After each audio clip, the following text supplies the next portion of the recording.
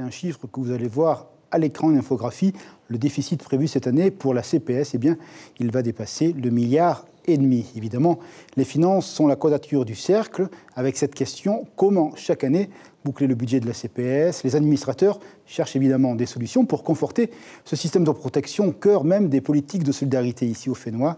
La branche maladie structurellement déficitaire en fonction des sensibilités des uns et des autres. Le regard peut varier, même si le rôle de l'État est évoqué. Décryptage avec ce reportage signé Nicolas Suire et Hubert Liao. 1,5 milliard de déficit estimé pour 2023. Ces chiffres sont prudents et pas si mauvais. Il manquait 5 milliards de francs au budget 2022.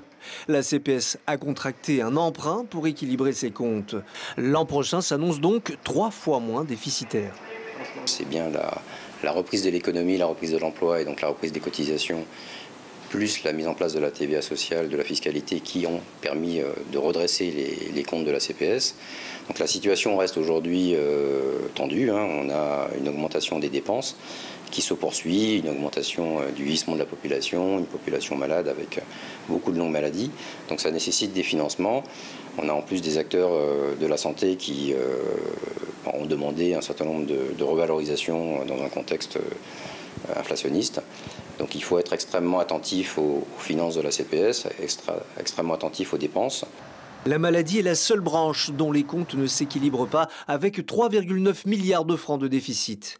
Il faudra donc rester vigilant, surtout lorsque les dépenses de santé augmentent régulièrement d'environ 4% par an à cause de la hausse des soins pour le cancer, des EVASAN et du vieillissement de la population qui implique plus de consultations et d'examens.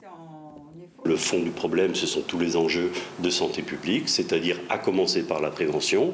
Ensuite, le suivi du patient, c'est-à-dire mettre en place le plus rapidement possible le dossier médical partagé, parce que pour éviter le doublement des soins et le doublement des examens surtout. Et ensuite, tous les enjeux qui relèvent de la performance des soins, et à commencer par la coopération publique-privée pour s'assurer de où seront réalisés, où peuvent se faire les soins dans les meilleures conditions en rapport qualité-prix. Ce qui plombe, c'est l'absence de réforme, l'absence de régulation, de maîtrise des soins, de maîtrise des dépenses aussi bien de l'hôpital, plus d'ailleurs de l'hôpital que des cliniques, du recours aux soins et aux prestations par les malades, là qu'on essaye de réguler, et la régulation des professionnels de santé. La nouvelle constitution du comité d'orientation stratégique de la protection sociale universelle est très attendue. Elle devrait avoir lieu au mois de janvier prochain. Ses membres exploreront les différentes pistes pour réformer au mieux notre protection sociale universelle.